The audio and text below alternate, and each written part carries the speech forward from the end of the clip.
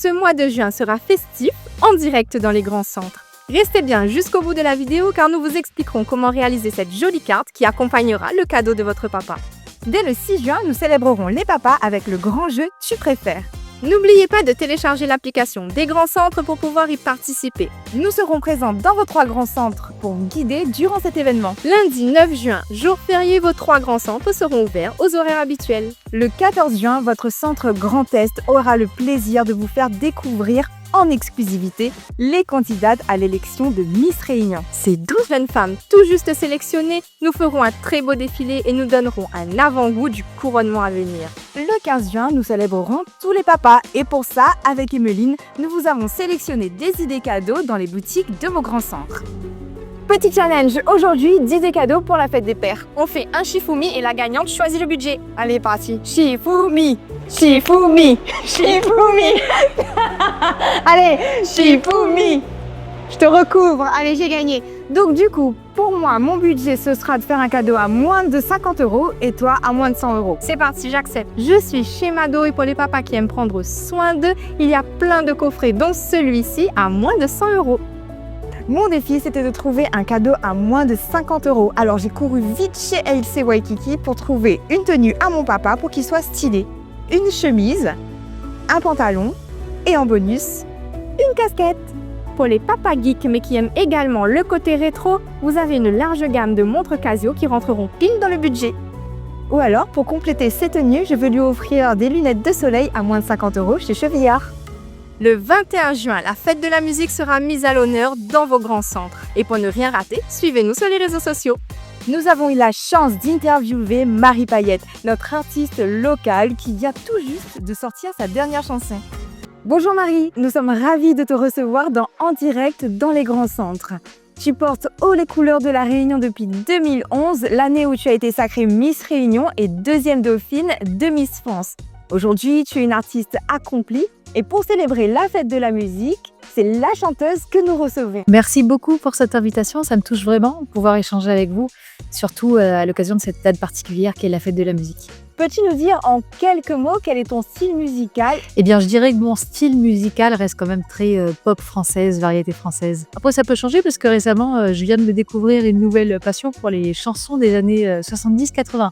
Donc en fait, ça dépend un peu de mon mood, de mon humeur et de la dynamique dans laquelle j'ai envie d'être. Dis-moi Marie, aujourd'hui, quelle importance a la musique dans ta vie? Eh bien, c'est vrai que la musique a une place très très importante dans ma vie. C'est vrai que la musique m'a bercée depuis ma tendre enfance. D'ailleurs, j'ai participé à l'élection de Miss Réunion un peu comme une vitrine, comme un tremplin pour faire connaître ma passion pour la musique et pour pouvoir partager avec le public réunionnais cette passion pour la musique. 15 ans plus tard, j'ai quitté la Réunion pour tenter mon rêve ici à Paris. Depuis petite, je me disais, dans la vie, je veux être chanteuse. Alors, je veux être chanteuse, quoi. Du coup, voilà, aujourd'hui, je suis chanteuse dans les cabarets, les hôtels, les restaurants, à Paris, à Monaco, à Cannes, au Maroc. Je bouge un peu partout, donc ça, c'est assez cool. Mais en parallèle, je continue à composer et écrire mes propres chansons pour pouvoir vous les partager, pour pouvoir vous partager avec le public réunionnais et le public métropolitain. La Team Marie avec ses chansons à elle. Parle-nous du dernier titre que tu viens de sortir. Où est-ce qu'on peut le retrouver? Mon nouveau single s'intitule Allô. C'est mon bébé. C'est mon bébé, j'en suis très très fière parce que c'est une compo et ce sont mes textes aussi, écrits et collaborés aussi avec 2 amis que je salue, Yanis et Martino. Et donc ça reste quand même dans un style toujours pop française. Il parle avec une touche d'humour de nos relations et de notre routine qu'on rencontre souvent dans nos relations de couple, parfois avec les amis, ou dans la vie en général.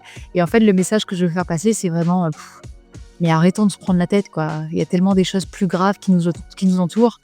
Allons apprécier, allons se jeter à l'eau, allons prendre des risques, allons changer. Place au renouveau. Voilà, Allô, c'est place au renouveau. Et d'ailleurs, Allô est disponible sur toutes les plateformes de téléchargement. Et il y a également son clip disponible sur YouTube, qui est assez drôle. Aurons-nous bientôt la chance de venir écouter ta belle voix, un spectacle sur notre île?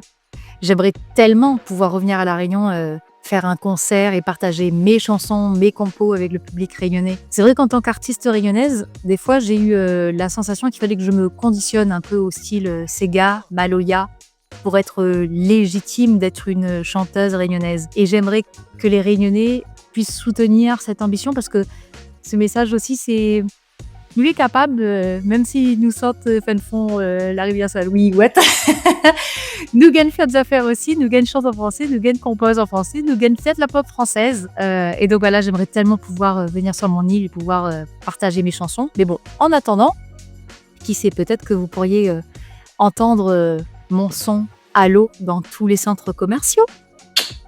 Merci Marie de nous avoir accordé cette interview. Nous serons ravis de t'accueillir très bientôt dans les grands centres.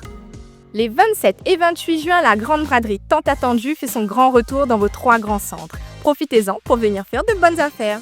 Comme nous vous l'avons promis, nous allons vous montrer comment réaliser cette jolie carte pour la fête des pères. Pour commencer, il vous faudra une feuille blanche avec le dessin de votre choix, une feuille plastique de la même taille et une feuille blanche vierge. Pour le cadre, 2 papiers de la même couleur et une languette.